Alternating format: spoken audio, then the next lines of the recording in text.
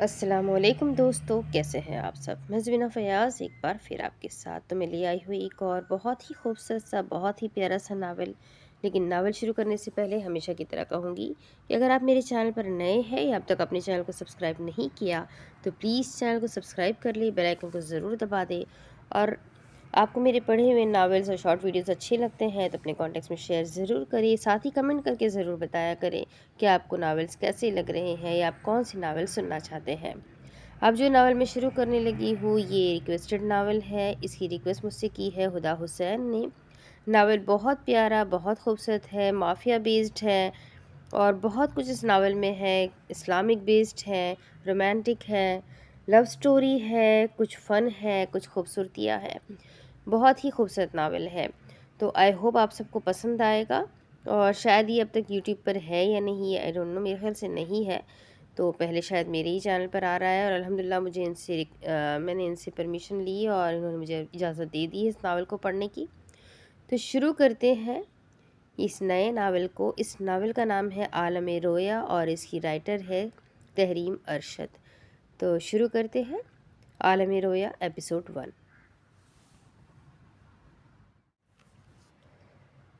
आलम रोया बाय तहरीम अरशद। लोगों की दुकानदारों से बहस की आवाज़ें गूंज रही थी। मस्जिद से लोग तेज़ी से निकलते हुए बाजार का रुख कर रहे थे। मर्दाना चादर में लिपटा नौजवान भीड़ में धीरे धीरे कदम उठाते आगे बढ़ रहा था। कुशादा सीना गोया तन साज हो, सियाह सफाक जीरक आँखें, साफ रंगा चेहरे पर सियाह गाढ़ी दाढ़ी।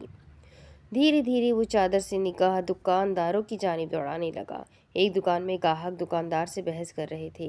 दूसरी दुकान पर दुकानदार थान से कपड़ा उतारते कैंची से उसे काट रहा था।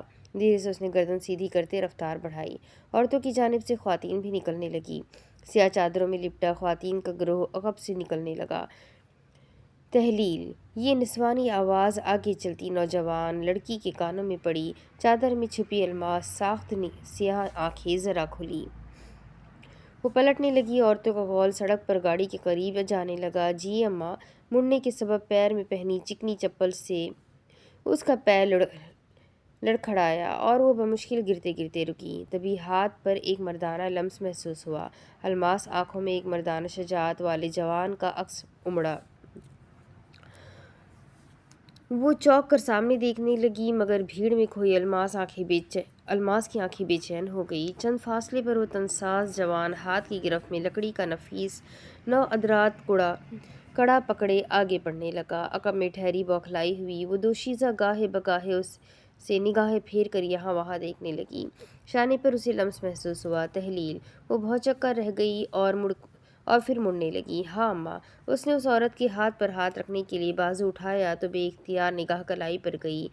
मेरा कड़ा। उस खातून ने नासमझी से उसे देखते पल के उठाकर पूछा, कौन सा कड़ा बेटा। बड़ी ही तशवीशनाक सूरत हाल थी। उसका दिल घबरा रहा था। वो अपनी माँ का हाथ थामे सुन होते कदमों से आगे बढ़ने लगी मगर दिल अमन नामी नगरी से गोया गुमराह हो चुका था। ख़याली लोहे की भारी भरकम स्त्री पर मर्दाना हाथ पड़ा। जैसे स्त्री उठी फिजा में धुआं ही धुआं फैल गया। आदमी ने स्त्री उठाई और फिर उसे पत्थर पर खड़ा करके रखा। गले में मीटर लटका हुआ, सर के बाल परेशान, दाएं कान के ऊपर पेंसिल लगाए हुए पूरी तवज्जो से काम कर रहा था। उसने मेज़ पर एक तरफ रखा हुआ कटा हुआ बुकरम उठाया या हर बाहर बाजार से गुजरते हुए वो तनसाज दुकान के करीब बढ़ रहा था। चलते हुए उसकी निगाह बराबर में रेड़ी पर फैला कर रखे हुए अखबार पर गई। सब्जी वाला वो अखबार रेड़ी पर बिछा रहा था। सियाह आंखें एकदम अखबार पर लिखी सुर्खी पर गई और वो पढ़ने लगा। रजब सलाहुद्दीन इश्तिहारी मतलूब। बेइख्तियार नज़र उंगली अगली सत्र पर गई। वो तेज़ी से नज़रें फेर फेर कर पढ़ने लगा। असमत दर अगवा कुनिंदा। बरकर रफ्तार में उसने नज़रें फेर ली और तेज़ी से आगे बढ़कर दुकान में दाखिल हुआ। हैबत के सबब सियाह आंखें जमी हुई थी। दर्जी साहब ने थोड़े फासले पर पुश्त की अपने काम में महू था। बमुश्किल उसने गले से थूक निगला और आगे बढ़ा। कदमों की चाप सुनते उसका सहर टूटा। अल्लाह देते वो ठिठक गया। आंखें हैरत से फैल गईं। रज्जब, वो मैकेनिकी अंदाज में धीरे से पलटा। सामने खड़े तनसाज ने धीरे से चेहरे से चादर हटाई। वो शल था, एकदम शल। सामने खड़ा दर्जी उसे हवास बाख्तगी से देख रहा था। तू? वो बेइख्तियार आगे बढ़ा और दौड़ कर उसके गले आ लगा। तनसाज के यकतोदे मानन सीने को हदत पहुंची। वो जब्त से मुट्ठियां बंद करते हाथ उठा रहा था। दर्जी उसके सीने से लगा, हैरत से उसकी पुश्त पर हाथ फेर रहा था। रजब, बड़ी हिम्मत से उस जवान ने उसकी पुश्त पर हाथ रखे और अपने जज्बात को बहने दिया। यहाँ यहाँ यहाँ यहाँ क्यों आया है तू? वो हैरत से उसे देखते हुए पूछ रहा था। आवाज़ में सरासीमगी वाज़ेह थी। एकदम उसने किसी ख्याल से बाहर देखा और बोला, तेरा यहाँ रहना ठीक नहीं। जवाबन उसने पलके झपक कर सर हिलाया, बिल्कुल। दूसरी तरफ जलती हुई माचिस की दबी दबी चीख उठी। सफ़ेद दीवारों और सिया भूरे साजो सामान से भरे कमरे में वो दोनों एक दूसरे के रूबरू बैठे थे। अल्लादित्य ने हीटर जलाया और माचिस बुझाकर उसकी जानिब मुतवज्जा हुआ। सामने तनसाज नौजवान खामोशी से बैठा सबक दोष लग रहा था। अकब दीवार पर प्रसना 1994 का कैलेंडर माह दिसंबर की आमद की खबर दे रहा था। अल्लादित्य ने लब खोले। बड़ी तबाही की कश्मीरियों ने। वो ठहरा और फिर पूछने लगा, अम्मा की कब्र पर गया? उसने सर हिलाया। बाद उसने पूछा, मलका बाजी से मिला? उसने इस बात में सर हिलाया, मिला। उसने एक गहरी सांस ली और तमहीद बांधी। तुम्हारे यहाँ से फरार होने के बाद अब्दुल तवाब ने जुल्म की इंतहा कर दी थी। वो उस रात हमारी गली में आया और उसने फायरिंग की। गली के नौजवान लड़के और लड़कियों को उठवाने की धमकी दी। 2 दिन यहाँ खाना बंदी चलती रही। भट्टी खानदान की अक्सरियत यहाँ से फरार हो चुकी है, क्योंकि आए दिन पुलिस उन्हें घसीटते हुए थाने ले जाती थी। अब तो नजीब पहलवान की भी यहाँ नहीं चलती। कभी ज़िया अल्लाह ताया को पुलिस छोड़ कर जाती है और सलाहुद्दीन चचा को पकड़ लेती है। अभी उनके पिछली ज़रबों के निशान मनमल नहीं हुए थे कि फिर बुलावा आ गया। बैरिस्टर हाजरा को रहम आ गया तो पुलिस वाले अब आराम से बैठे हैं। बहरहाल हम साबिर हैं, हम सब्र करेंगे, इस उम्मीद से कि एक न एक दिन इस जुल्म का खात्मा होगा और देखा जाए कश्मीरी काफ़ी हद तक करार पकड़ चुके हैं। अब पहले की तरह उनका खून गर्दिश नहीं मारता और लगता है कि कुछ अरसे तक उनका ये जोश व वलवला भी मुकम्मल तौर पर सर्द पड़ जाएगा। और हाँ, कोहिनूर और अबुल तवाब अब्दुल तवाब के रिश्ते के सबब सूरत हाल संभल रही है। सबक चेहरा ज़ीर आँखें साकिन की साकिन रही। अल्लादित्य ने खुश्क लबों पर ज़बान फेरी। जाने से पहले ही मिलने आया है? उसने धीरे से दीदे घुमाए। नहीं, कब जा रहा है इंग्लिस्तान? और किसने करवाया काम? वो बेधड़क पूछने लगा था। वो लब खोलते बात का आगाज़ करने लगा, मैं इंग्लिस्तान नहीं जा रहा और काम असाम भाई ने करवाया है। ये सुनते हुए महिबाना अंदाज में बोला, नहीं जा रहा मतलब? सपाट चेहरे से उसे देखते हुए बोला, नहीं जा रहा मतलब नहीं जा रहा। यकलख्त अल्लादित्ता झंझला कर चिल्लाने लगा, दिमाग ख़राब है तुम्हारा? इंग्लिस्तान नहीं जा रहे, यहाँ रहकर क्या करोगे? अदालत ने तुम्हें इश्तेहारी करार दिया है और अब तुम कहीं भी दिखोगे तो तुम्हें गोली मार दी जाएगी या गिरफ्तार कर लिया जाएगा। मलिका को तुम्हारे बहनोई ने वापस घर भेज दिया है। किज्जू और उसके शौहर को जेल हो गई है। और पीछे से उसके 2 बच्चे यहाँ माँ बाप की शफकत से महरूम ख्वार हो रहे हैं। भाई ने भाई को सऊदीया ले जाना है। तुम्हारा छोटा भाई शहर छोड़ गया है। अम्मा मर गई है और बूढ़ा अब्बा बेटी के चक्कर में जलील हो रहा है। पुलिस और सरदार के गुंडे तुम्हारी ताक में लगे हैं। तुम पर अगवा कुनिंदा का पर्चा हुआ है। अल्लादित्य की आंखें गज़ब से भर गई थीं। सर झुकाकर बैठे तनसाज ने अपनी सियाह मर्दाना चादर से चुराया हुआ लकड़ी का कड़ा निकाला और उसे धीरे धीरे बगौर देखते मैकेनिकी अंदाज में घुमाने लगा। दिमाग में कैमरे की रील से एक अक्स दिखाई दिया। तहलील मोरनी चाल में आगे बढ़ती हुई उसे वो कड़ा दिखाकर बोली, ये किसके लिए है? ऐब्रो उठा। सामने बैठे अल्लादित्य ने अपने गुस्से पर काबू करते एक गहरी सांस ली। अब तक उसके पीछे है। बर्क की मानी नज़र अल्लादित्य के चेहरे पर गई। सर झुकाकर बैठी दोशीज़ा की अफगानी माथा पट्टी जगमगाई और धीरे से लब खुले, मुझे कबूल है। उसने उसका शाना हिलाया। यहाँ देख ओए, यहाँ देख। उसने खाली खाली नज़र से उसे देखा। तेरा बाप तेरे मुस्तकबिल के लिए मर रहा है। बहुत कर ली इश्क माशूकी, अब बाप का सोच, घर का सोच और जवान बहन का सोच। छोड़ दे सब, अल्लाह के सुपुर्द कर दे सारा मामला, माफ़ कर दे, क्या समझा? किसी विचार से उसने पलके उठाकर उसे देखा। अल्लादित्य नासमझी से उसे देख ही रहा था। उसके चेहरे के जाविये चीनी हुए ज़ावी चेंज हुए, माफ़ कोई नहीं करता। कोई अपना इंतकाम खुद लेता है, कोई अपना इंतकाम अल्लाह के सुपुर्द करता है, लेकिन माफ़ कोई नहीं करता। उसने अपना हाथ उठाकर उसके शाने पर मारा। ये 20वीं सदी है। लोग कहानियाँ, फर्जी दास्तान जैसे सियाह और सफ़ेद जज्बात इस सदी में नहीं मिलते। यहाँ बुरा और बहुत बुरे के दरमियान चुनाव करना होता है। वो ठहरा, लब दबाकर उसने खोले और उसे जुनून से देखते हुए कहने लगा, मैं भगोड़ों की तरह फरार नहीं होऊंगा। मैं यहाँ रहूंगा और तब तक रहूंगा जब तक मैं खुद पर से तमाम इल्जामात नहीं हटवा लेता। अगले लम्हे कमरे में खामोशी छा गई। अलादीते ने सर झुकाकर उठाया। कैसे करेगा सब? अचानक उसकी निगाह उसके हाथ में पकड़े कड़े पर गई तो वो सांस नहीं ले सका। ये उसने लब दबा लिए। घबराहट से उसने दाएं बाएं नजर घुमाकर देखा और फिर उसकी जानिब मुतवज्जा हुआ। कहाँ से आए हो तुम? पहले चतराल रहा और फिर कुछ दिन रायवन। ये सुनते उसने बगौर उसकी बड़ी हुई दाढ़ी का जायजा लिया। तबलीगी जमात में था, दरवेश बन गया है। उसने मुन, मुंतकी कयास से माथे पर बल डाले। ना मैं आज तक रोमी को समझ सका हूँ, ना सादी को। रूहानियत हर एक के बस की बात नहीं है। जब जब अल्लाह से लौ लगाने लगता हूँ, दुनिया पहले से ज़्यादा हसीन लगने लगती है। अल्लाह दित्ते के लबों पर तंजिया मुस्कुराहट दराई। ये फ़लसफ़ा सबक चेहरे के नकोश चीनी हो गए। एहसास उसने कम फहमी का मुजाहरा किया। फ़र्क किया है। फ़लसफ़े में मंतक है, एहसास गैर मंतक।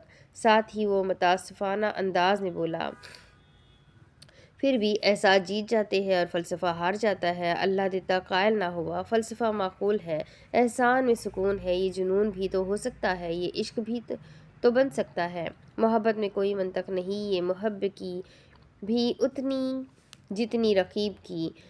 वो अल्लाह है, उसका कोई रकीब नहीं। और उसे लगा वो हार गया। शिकस्त से उसकी सर्द सफ़ाक आँखें मोम हो रही थी। अल्लाह देता तासुब से उसे देख रहा था।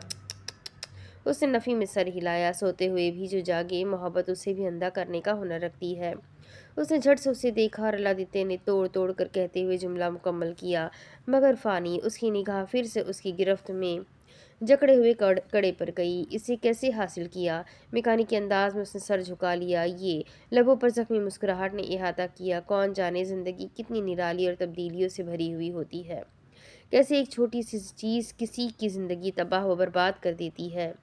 कुछ माह पहले शहर पेशावर के बाड़ा बाजार में कुछ चहल पहल थी। बाजार का हुस्न हर राह गुजर मंचले के दिल पर दस्तक दे रहा था। बाजार की एक दुकान के बाहर खड़ा तनसाज नौजवान टेलीफोन डायलर पर उंगली घुमाते नंबर डायल कर रहा था।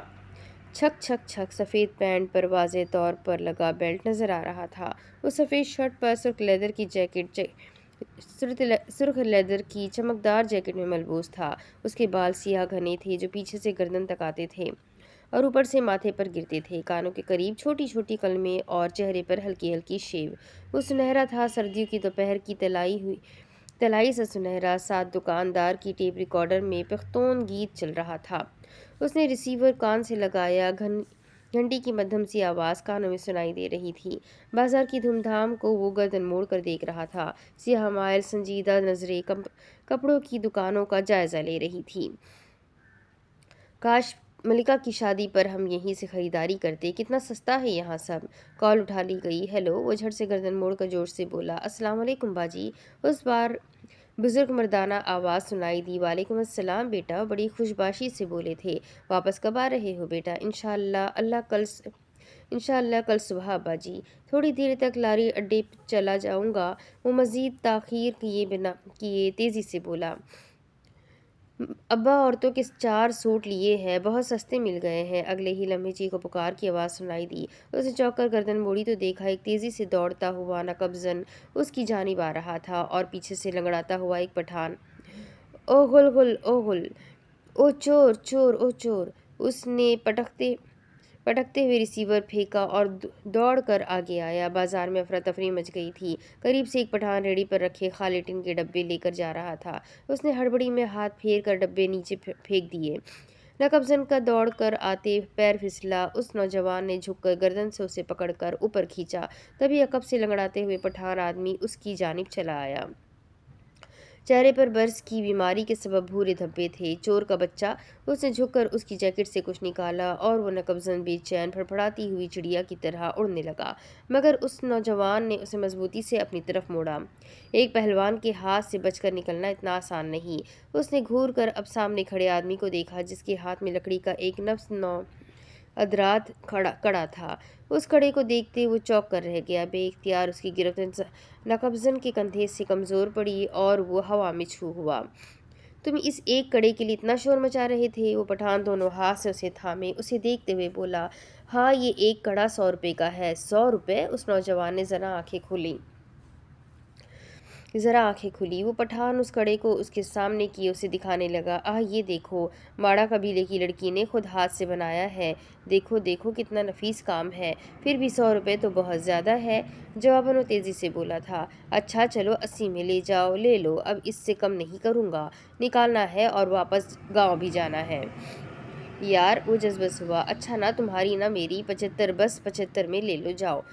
चलो बस बस, उसने बेबसी से शाने उचकाए। यार, और वो पैंट की जेब से बटुआ निकालते हुए बड़बड़ाने लगा। अम्मा को पता चल गया तो पता नहीं क्या होगा। उसने बटुआ खोलकर पैसे निकाले और उसकी जानिब बढ़ाए। लो, पठान ने झपटा मार कर उससे पैसे ले लिए। शुक्रिया, वह एहतजाजन मुस्कुराया। पठान ने उसकी जानिब कड़ा बढ़ाया और उसने उससे वो कड़ा ले लिया। वो उस कड़े को मैकेनिकी अंदाज में घुमाकर बगौर देखते हम कलाम हुआ। ये तुमने क्यों खरीद लिया रजब? और उसके और किसके लिए खरीद लिया? अगले लम्हे उसने खुद ही जवाब दिया। मिल्कियत अपने मालिक के पास खुद पहुंच जाती है, तुम्हें फिक्र करने की ज़रूरत नहीं। वो पठान पलट कर जाने लगा कि एकदम बुढ़ा। ए लड़का, सुनो। उसने फ़ौरन से सर उठाकर उसे देखा। मुसरत के सबब उसका चेहरा सुर्ख हुआ। तुम्हारा बहुत बहुत शुक्रिया। और उसने चुटकी बजाकर उंगली उठाई। मगर एक बात याद रखना, पठान कभी एहसान नहीं रखता। कभी ना कभी तुम्हारा ये एहसान चुका देगा। सियाजीरक आंखें महफूज हुई निचला लब दांत में दबाए आगे आया। और एक बात तुम भी याद रखना, एक राजपूत कभी एहसान नहीं लेता, जब लेता है और अदले का बदला लेता है। वो हाथ में कड़ा उछाल कर चलते हुए आगे बढ़ा। खुदाए पामान। और मुस्कुराहट के सबब थोड़ी की वसत में गोल गढ़ा पड़ा। दिन के साए ढल चुके थे। इशा के बाद रात गहरी हो गई थी। मुसाफिर कांधों पर बैग लटकाए लारी अड्डे की जानिब जा रहे थे। पेशावर से आज उसकी रवानगी थी। लौट तो वो रहा था, मगर ज़बान पर किस्से ख्वानी के बाजार के नाकाबिले फरामोश जायके लेकर। बस में टिकट लेकर वो चढ़ा तो कैसेट में लगे गीत की आवाज़ ने पूरी बस का माहौल खुशगवार कर दिया था। मौजूदा भारतीय ब्लॉकबस्टर गीतों की वजह से मुसाफिरों के चेहरे पर मुसर्रत थी। वो खिड़की की जानिब बैठा बस चलने के इंतज़ार में था। कंडक्टर मुसाफिरों से टिकटें वसूल करते कह रहा था, बैठ जाइए बैठ जाइए, अभी फिल्म लगाने लगे हैं। रज्जब के आगे बैठा नौजवान उठकर पूछने लगा, कौन सी फिल्म लगेगी? कंडक्टर पलट कर मुस्कुराया और बोला, बाजीगर। ओह! नौजवानों ने यह सुनते शोर करना शुरू कर दिया। मुस्कुराकर उसने हाथ बांधते सा झटका। फिल्म देखते देखते पेशावर से पंजाब तक का तवील सफ़र मुकम्मल हो रहा था। एक फिल्म खत्म हुई तो दूसरी लग गई। वो किसी ख्याल से थोड़ी पर मुक्का बनाए गुनूदगी में बाहर देखने लगा तो उसकी नज़र सीमेंट की प्लेट पर लिखे गोजरा निवाला पर गई। उसने मुंह पर हाथ रखकर जनबाई रोकी। लारी अड्डे पर गाड़ी रुकी। मंजिल पहलवानों के शहर पर आ ठहरी थी। वो कंधे पर पीछे कमर पर बैग फेंके बस से उतरा। चंद कदम चला तो तांगे वाला घोड़े के बाग संभालते सामने आया। बाऊजी, किधर जाओगे? उसने सर उठाकर उसे देखते हुए कहा। बाऊजी, पहले ये बताओ क्या लोगे? 2 रुपए लूँगा। ये सुनते वो तांगे पर चढ़ने लगा। गरजाख चलो। जैसे ही वो तांगे पर बैठा, तांगे वाले ने बग्घी चलाई हाई और घोड़ा हवा के घोड़े पर सवार हुआ। आंखों पर गुनूदगी का पर्दा गिर रहा था। थकान के सबब दिमाग में ठेसे उठ रही थी। वो तांगे से उतरा, सस्ता कर चलने लगा। तभी अकब से तूफान खेज रफ्तार में कुत्तों की भौंक से सुनाई दी। उसने पलट कर देखा तो बौखला कर पीछे हुआ। सामने दीवाना वार कुत्तों की फौज दौड़ते हुए आ रही थी। भाव भाव भाव भाव, ओ चल चल चल। भीड़ से एक बुजुर्ग लंबे चौड़े पहलवान चिल्लाते हुए चलाते हुए, उनको भगाते हुए उनके पीछे चले आ रहे थे। सर पर रुमाल बांधा हुआ, बारौब आंखें और दाढ़ी चांदी से भरी हुई। बैग संभालते वो दौड़ता हुआ उनकी जानिब चला आया। नजीब पहलवान गुस्से से आग बगोला कुत्तों को देखते हुए रुके। उन्होंने गर्दन फेर कर उसे देखा। ये सब क्या है? वो बस माऊफ दिमाग से यही पूछ सका था। वक्त रवा के पोते सुलेमान भट्ट का कारनामा है ये। गुज़िश्ता 1 साल से स्टोर में उसने कुत्ते जमा करके रखे हुए थे। परसों तहलील की मंगनी है। मेहमानों की आमद की वजह से नीलोफर ने खुलवाया, जिसके नतीजे में कुत्तों की ये ओलंपिक दौड़ मार्ज वजूद में आई है। गली से मटकते मटकते एक खातून निकली। नाक की बाली सूरज की रोशनी में जगमगाई, लबों पर सुर्ख खूनी लाली, टमाटर रंग सूट में मलबूस, बालों में परांदा लगा हुआ, जिससे वो घुमाते हुए उनकी जानिब आने लगी। रज्जब उसने पलट कर उसे देखा। साथ ही नजीब पहलवान भी पलटे। उसे देखकर वो गली की जानिब बढ़े। उसने उन्हें देखते हुए कहा, अब्बा जी, गली में मंझी डादी ए सा चिल्लम भी रख दिए। जवाबन उन्होंने तशक्कुर हाथ हिलाकर कहा, शुक्रिया कीजो। वो उसकी जानिब आकर रुकी। तेरे यार से कहा था मेरा सूट सी दे, 1 हफ्ता हो गया कोई खबर ही नहीं। ये कहते वो उड़ गई। चल अब मुझे नहीं पता, आज के आज मेरा सूट सी कर दे। परसों तहलील की मंगनी है, मुझे वहाँ पहन कर जाना है।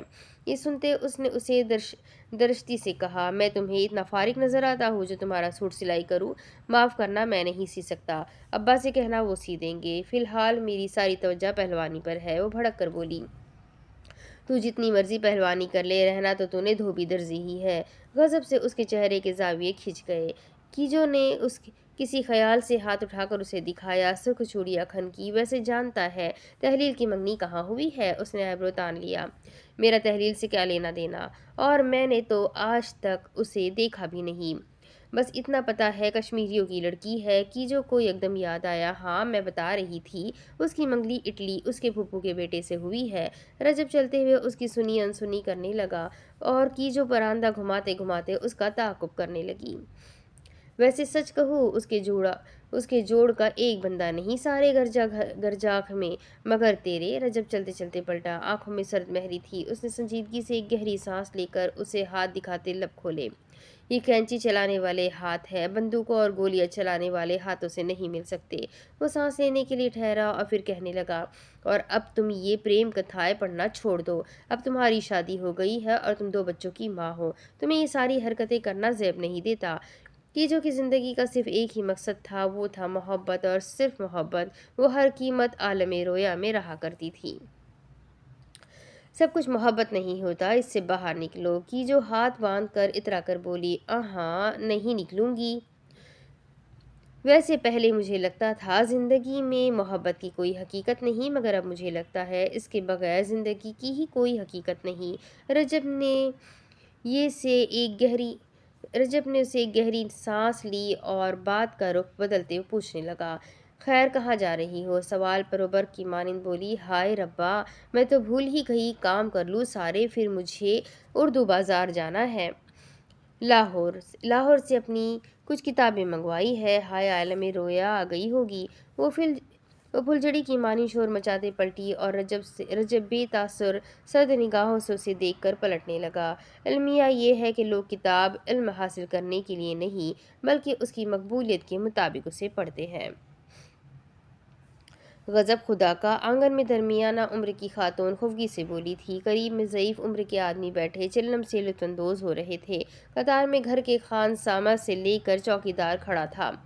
घर में एक कताकम नहीं था जो जनाब सुलेमान ने स्टोर को कुत्तों से भर दिया। आंगन के साथ मलहक आखिरी जीने पर बड़ी बड़ी गोल आंखों वाला बच्चा बैठा घूर घूर कर उस औरत को देख रहा था। वो नीलोफर थी। वो फिक्र से हलकान होते कह रही थी, घर में हम कितने नौकर चाकर रख ले, मगर जनाब सुलेमान हमें गीदड़ भभकिया देने से बाज नहीं आ सकते। नीलोफर को हर वक्त हर सूरत अपनी शान शौकत बरकरार रखनी थी। उसका ताल्लुक बड़े घराने से था। महंगा पहनना, महंगा खाना, ज़रूरियात में उसकी ये मांगे थी। उसकी ज़िंदगी में मौजूद अहम तरीन इंसान तहलील थी। उसकी ज़िंदगी उसकी बेटी के गिर्द घूमती थी। बुजुर्ग ने पाइप मुंह से निकाला और धुएं के गोल छिल्ले हवा में छा कर धुंधलाने लगे। जीने उतरने पर आंगन में शोर मचा। गोल तर्ज की सीढ़ियों पर से एक दोशीज़ा तेजी से उतरने लगी। पायलों की झनकार की आवाज़ सीढ़ियों में गूंजी। मांग निकाल कर बालों की चोटी बनाई हुई जो कि पीछे से फैली और ऊपर उठी हुई। देखकर लगता था जैसे बैक बैक का मबंग की थी मगर दरअसल उसने मौजूदा फैशन के मुताबिक नीचे मोटा सा बैंड रखकर बाल बनाए थे। अलमास साख्त आंखों में भर कर नीचे काजल लगा हुआ सादा चेहरा, मरजंडा टिशू की कमीज में मलबूस दुपट्टे से सीने पर लगी चांदी रिंग घुंघरुओं वाली घंटी हिली। घुटनों से ऊपर कमीज पर क्रोशिया की मोतीदार लेस लगी हुई चुस्त चूड़ीदार पैजामा और पैरों में जामनी चांदी रंग खुसा। उसके नीचे सीढ़ियां उतरने पर बुजुर्ग बख्त रवा ने उसे देखा और रुख फेर लिया। वो औरत उन्हें देखकर बोली, अब्बा जी आप कुछ कहते क्यों नहीं है इसे।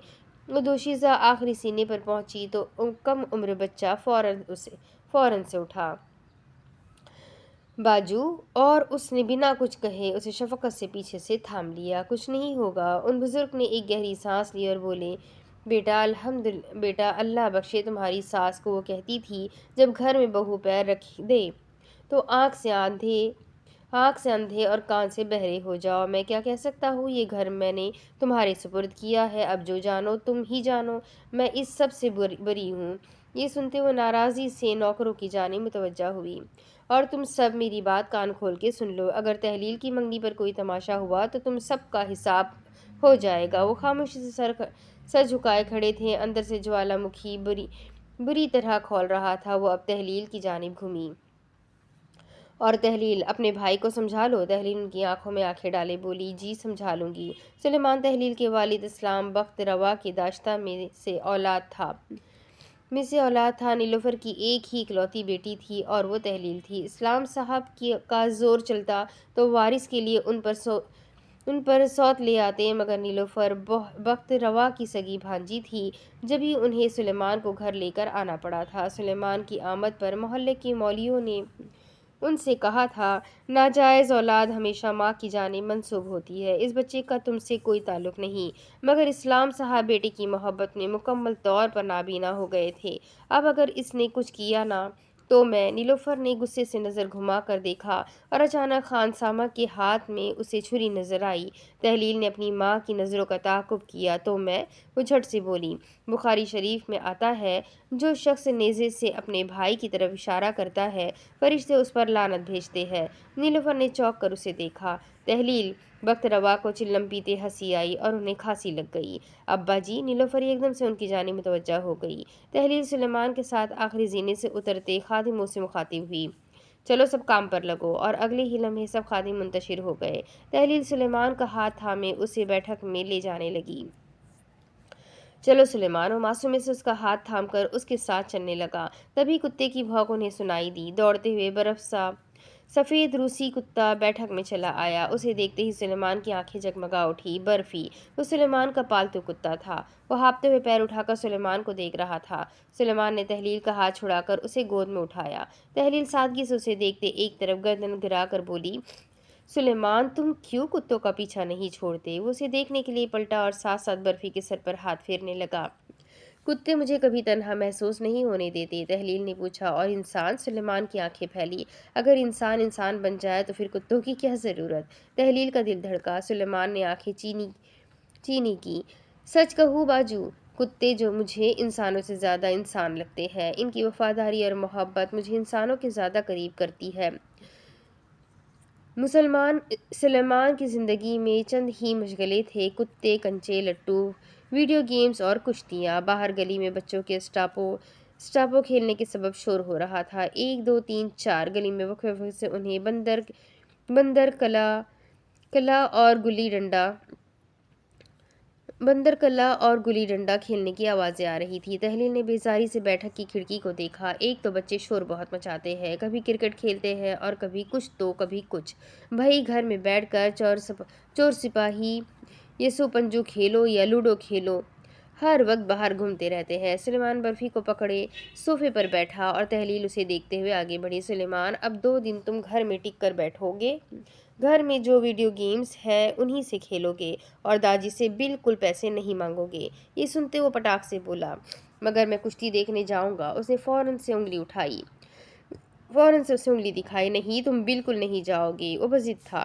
बाजू मैं जाऊंगा। नजीब पहलवान ने मुझसे वादा किया है कि वो रजब सलाहुद्दीन की कुश्ती करवाएंगे। तहलील उसके साथ आ बैठी। सुलेमान नहीं, वो कुश्ती नहीं लड़ सकता। वो दर्जी है, उसने बस शौकिया कुश्ती सीखी है, तुम छोड़ो उसे। वो सांस लेने के लिए रुकी और फिर बोली, आज रात से मेहमान आने लग जाएंगे और मैं नहीं चाहती अम्मा तुम्हें सबके सामने झिड़के। बाहर से नीलुफर की आवाज़ से सुनाई दी, शुक्र खुदा का अम्मी जान ने लाहौर से सारी खरीदारी करवा दी, मुझे तो यहाँ का एक कपड़ा पसंद नहीं आता। देखो ज़रा, अनारकली और दहली दरवाजे से क्या शानदार कपड़े आए मिले हैं। और ये सुनते दोनों बहन भाई ने खाली खाली नज़रों से एक दूसरे को देखा। बाहर टेलीफोन की घंटी बजी और दोनों उठकर दस्ती बम की मानिंद बाहर दौड़े। मैं फ़ोन उठाऊंगी, सुलेमान ने उसे कोहनी मारकर धक्का मारा। नहीं मैं, एक हंगामा मचाते हुए वो आंगन में आए। तहलील ने भाग कर आते रिसीवर उठाया। ये मंजर देखकर बख्त रवा के चेहरे का रंग बेहद सुर्ख हो गया था। ये क्या बेहूदगी कर रहे हो तुम दोनों? सुलेमान ने बर्फी को नीचे उतारा और महफूज होते हुए उन्हें देखकर कहने लगा, दाजी आप नहीं समझेंगे, आपके ज़माने में टेलीफोन जो नहीं था। जवाबन वो खफा होकर बोले, हमारे ज़माने में मशीनें नहीं थी मगर इंसानियत थी, वो इंसानियत जो आज के ज़माने में नहीं है। तुम लोग टेक्नोलॉजी और माली तौर पर तरक्की याफ्ता बन गए हो, मगर अंदर से मुकम्मल तौर पर खोखले हो, बिल्कुल इन मशीनों की तरह। हेलो, कौन बोल रहा है? किससे बात करनी है आपको? अल्मास की आंखें मुकम्मल तौर पर खुली। बट साहब, कभी हमसे भी बात कर लिया करो। और ये सुनते उसने शदीद गुस्से से रिसीवर पटक कर रख दिया। उसकी इस सख्त दिल रद्द अमल पर बख्त रवा और सुलेमान की तवज्जो उसकी जानिब मबजूल हुई। इस मुल्क में ठरक इस तरह तहलील हो चुकी है कि ये पर्दे वाली को भी नहीं छोड़ सकते। बख्त रवा के चेहरे के जाविये चीनी हुए। फिर ये लड़की कहती है मेरी शादी क्यों कर रहे हैं आप? बख्त रवा के ये अल्फाज सुनकर वो मुश्तइल हो गई। दाजी, जब लड़की को कोई परेशान करता है तो उसके रिश्ते नहीं ढूंढते। लोग समझते हैं लड़की को उसके घर का कर दो तो लड़के से जान छूट जाएगी। छूट जाएगी? बिल्कुल छूट जाएगी। मगर ये छेड़ने छेड़ाने का सिलसिला कभी ख़त्म नहीं होगा। अगर खलंडर से एक लड़की बच जाएगी तो दूसरी के पीछे पड़ जाएगा। मगर आपको ये बात कौन समझाए? वो अपने ज़माने की अदाकारा और लड़कियों की तरह बेफजूल शर्माया झिझका नहीं करती थी। तहलील इस्लाम वो लड़की थी जो अपनी हदूद में रहकर हर मौजू पर हर किसी से बिला झिझक बात कर सकती थी। वो बड़े बूढ़ों के सामने गलत को गलत कहने पर कतराया नहीं करती थी, मगर बेक वक्त वो अदब और एहतराम का दामन भी नहीं छोड़ा करती थी। वो अपनी बात कहकर तेजी से बड़े बड़े डग भरते हुए सीढ़ियों की जानिब जाने लगी। उसके अकब में सुलेमान भी चलने लगा और उसका ताक़ुब करते हुए बर्फी। वो तेजी से सीढ़ियाँ चढ़कर ऊपर आई। ऊपर के सहन में उसने कदम रखा। सामने से एक नौजवान उसके रूबरू आया तो उसने खूनख्वारी से उसका गिरबान पकड़ लिया। दराज का तनसाज मजबूत पट्टे, साफ बेहद साफ चेहरा, सियाह चमकते बाल, गोया कुदरत ने उन पर अजली जेल लगा दी हो। और आंखें बेहद बेहद दिलकश। वो भूरी थी या सुरमई पहचानना मुश्किल था। उनमें डूब कर भी देखा जाता तो सवाल पेचीदा ही रहता कि वो भूरी थी या सुरमई। सुलेमान की बड़ी बड़ी गोल आंखें सिकुड़ गई। तहलील उसका गिरेबान मरोड़ते चबा चबा कर बोली, ये फ़ोन तुमने करवाया है ना? ये सब तुम करवा रहे हो ना? उसने संजीदगी से उसे देखते उसके हाथ पर हाथ रखा तो सुलेमान का ओए ताबे, उसका नाम अब्दुल तवाब था। उसने धीरे से उसका हाथ अपने गिरबान से झटका। मैंने ऐसा कुछ नहीं कर किया, और अगर तुम्हें ज़्यादा तजस्सुस हो रहा है तो तुम दादी को इस मुतालिक सब बता सकती हो, और अगर उन्हें नहीं बता सकती तो कम से कम अपने मामू जान को बता सकती हो। तहलील की अम्मी के चचाजाद भाई सियासी असर रखूक रखते थे। वो साबिक एपीएम थे एपी थे एमपीए थे। वो गुस्सीली नज़रों से उसे देखते हुए कहने लगी, तुम जानते हो हम खून खराबा नहीं करना चाहते। तुम जानते हो कि बड़ों तक बात गई तो इसका अंजाम क्या हो सकता है। इसके बावजूद तुम ये सब कह रहे हो। उसने तरकी बतरकी जवाब दिया, और जो तुम मुझ पर बहतान तराशी कर रही हो उसका क्या? तो क्या तुम वो नहीं थे जिसने मुझे शादी की पेशकश की थी? अल्मास आंखों में सवालिया निशान का तासुर उमड़ा। अब्दुल तवाब ने इस बात में सर हिलाया। मैं था, बेशक वो मैं था, और मैं अब भी ये चाहता हूँ। वो उस पर चिल्ला पड़ी, مگر میں یہ نہیں چاہتی، یہ کہتے اس نے سوچا جب عزت کا جنازہ نکل جائے تو محبت میں دم نہیں رہتا۔ اس نے جھٹ سے پوچھا کیوں نہیں چاہتی؟ برفی زبان باہر نکالے انہیں دیکھتے ہوئے مسلسل ہانپ رہا تھا۔ سیاہ چمکتی آنکھوں میں اصلی مسکراہٹ تھی۔ کیونکہ تم حرام کھاتے ہو، کشتیاں لڑنے کے نام پر لوگوں کو دغا دیتے ہو، مخالفوں کو دھوکے سے اذیت پہنچاتے ہو، جیت کے لیے منصف کو خریدتے ہو۔ وہ اس کا ہاتھ تھامے بولا، میں یہ سب چھوڑ دوں گا۔ اس کا شفقت بھرا لمس اسے محسوس ہوا۔ تحلیل کی آنکھیں سرخ تھی۔ کب چھوڑو گے؟ وہ جذباتی ہو کر اس سے پوچھ رہی تھی۔ اس نے ایک گہری سانس لی۔ جب میں اتنا پیسہ جوڑ لوں گا کہ مجھے لوگوں کو دھوکہ نہ دینا پڑے۔ امیر اور شریف ہونے کے لیے سب کو دلدل میں اترنا ہوتا ہے۔ تمہیں کیا لگتا ہے یہ جتنے بھی امیر اور بڑے طبقے کے لوگ ہیں، کیا یہ ایسے ہی رئیس ہو گئے ہیں؟ اس میں بھی محنت درکار ہے، یہ کام کرنا پڑتا ہے۔ میں اس پیسے سے غریب غربا کی امداد بھی کرتا ہوں، اسی لیے اللہ میرا ساتھ دیتا ہے۔ میں گندا کام کر رہا ہوں، مگر ایک مرتبہ جب میں کسی مقام پر پہنچ گیا تو میں اس کیچڑ کو خود سے اتار لوں گا۔ اچھا کام کرنے کے لیے گندا ہونا پڑتا ہے۔ یہ ایک مشہور فلسفی میکاویلائی کا فلسفہ ہے۔ حرام کما کر حلال کی جانب جانا ایک فلسفی کا فلسفہ تو ہو سکتا ہے، مگر ایک مومن کا نہیں۔ گناہوں کو نیکیوں میں صرف اللہ بدل سکتا ہے، تم نہیں۔ اس کے خیالات منفی ہونے لگے۔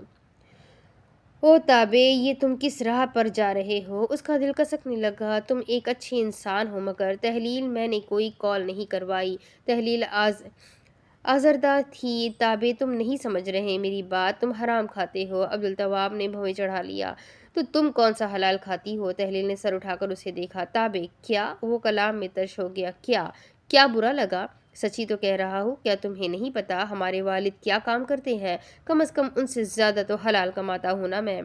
تحلیل نے ایک دم زور سے اس کے سینے پر تھپڑ رسید کیا۔ تابے، وہ تڑپتے ہوئے کہنے لگی، تم کہتے ہو کہ تمہیں مجھ سے محبت ہے، تمہیں مجھ سے محبت نہیں ہے۔ تم اپنا یہ فرانسیسی رومانس اپنے پاس رکھو، کیونکہ اگر تم حرام کھا کر لوگوں کے ساتھ دغا بازی کر سکتے ہو تو تم میری عزت کا بھی تماشا بنا سکتے ہو۔ انسان کی جان لے لو، مگر اس کے کردار پر کبھی انگلی مت اٹھاؤ۔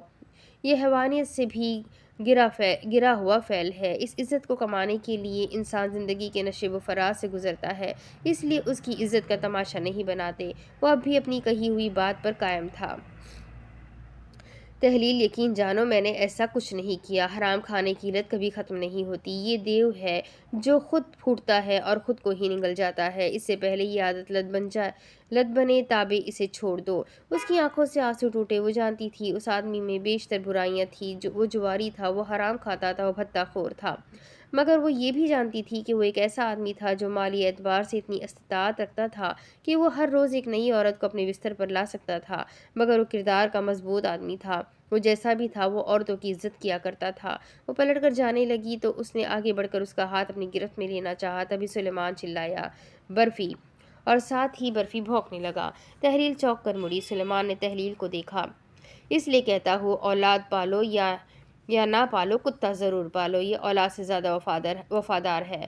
عبدالتواب نے درستی سے اسے شہادت دکھائی۔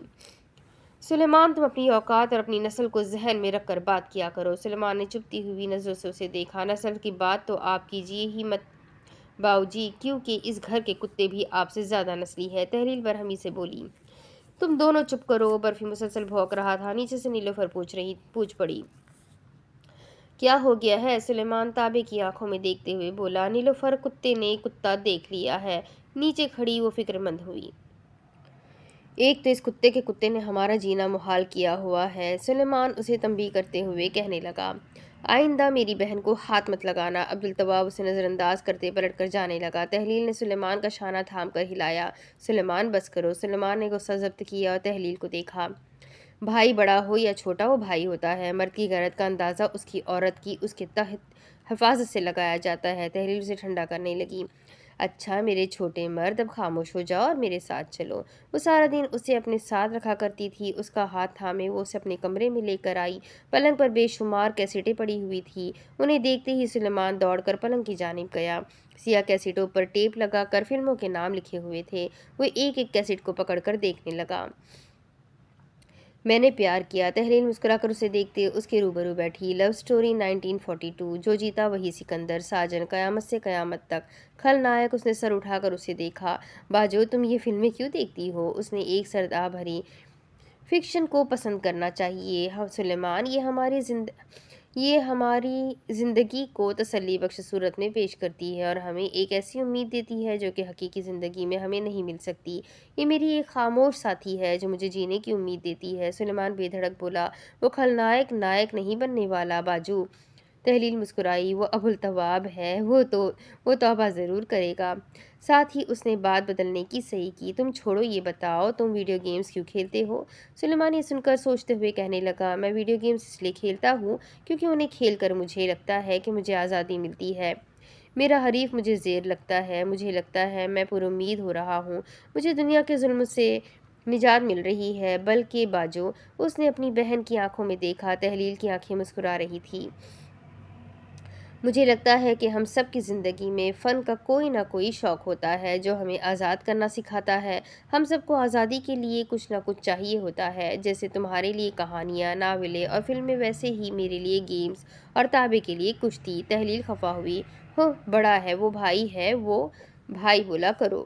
سلیمان نے اس کی بات سنی انسنی کی۔ اس نے اب ایک گہری سانس لی اور اس کے سر پر ہاتھ پھیرتے ہوئے کہنے لگی، اچھا سلیمان، ابھی تھوڑی دیر تک گلی کی لڑکیاں آئیں گی، ان کے سامنے اماں کو پریشان مت کرنا۔ کسی اور خیال سے وہ بولی، ویسے یہ کوہ نور کہاں رہ گئی؟ وہ اس کی سہیلی اور خادمہ تھی، وہ اس کے ساتھ پڑھا کرتی تھی۔ اس نے گردن اٹھا کر گھڑی کی جانب دیکھا، 7:30 بج رہے ہیں، قرآن تو پڑھ لیا ہوگا۔ ہائے! اس نے اداسی سے پلکیں جھکائی، کب 3 بجیں گے، کب پی ٹی وی کھلے گا، کاش تنہائیاں اور اینک والا جن ہر روز لگتا۔ تحلیل، رانی! اسے نیلوفر کی پکار سنائی دی۔ رانی! یہ سنتے ہی دل سے ٹھیس اٹھی، کدھر ہے میری بیٹی؟ پلکیں جھکائے ہم کلام ہوئی۔ خوشیوں کا انحصار شہزادیوں جیسی زندگی پر ہوتا تو کوئی شہزادی اپنے قصر سے اغوا ہو کر ایک غربت بھری تنہا زندگی نہیں گزارتی، کوئی شہزادی اپنی سوتیلی ماں کے ہاتھوں ماری نہ جاتی، کوئی بھی شہزادی برسوں کے لیے سو نہ جاتی۔ حقیقت میں شہزادی اور ملکاؤں کی عیش اور آرائشیں ان کے عہدے اور ان کی ذمہ داریوں کے مقابل بہت تھوڑی ہوتی ہے۔ وہ ایک اصولی زندگیاں گزارتی ہے، جب ہی وہ شہزادیہ اور ملکہ کہلاتی ہے۔ اس نے سر اٹھا کر دروازے کی جانب دیکھا، آ رہی ہوں اماں۔ وہ اٹھی تو فوراً سلیمان اٹھا، وہ باہر نکلی اور سلیمان بھی باہر نکلا۔ تبھی پیچھے سے برفی بھونکتا ہوا ان کے تعاقب کرنے لگا۔ اب اس کے آگے کی کہانی میں آپ کو اگلے ویڈیو میں سناتی ہوں کہ آگے کیا ہوگا۔ یہ جاننے کے لیے میرے ساتھ بنے رہیں، ناول انٹرسٹنگ ہے۔ ویڈیو کو لائک کریں، چینل کو سبسکرائب کریں، بیل آئیکن کو ضرور دبا دیں۔ ناول بڑا ہے لیکن مزیدار ہے، تو ساتھ بنے رہے۔ ملتے ہیں اگلے ویڈیو میں، تب تک کے لیے اپنا خوب سارا خیال رکھیں، مجھے بھی دعا میں یاد رکھیں۔ اللہ حافظ۔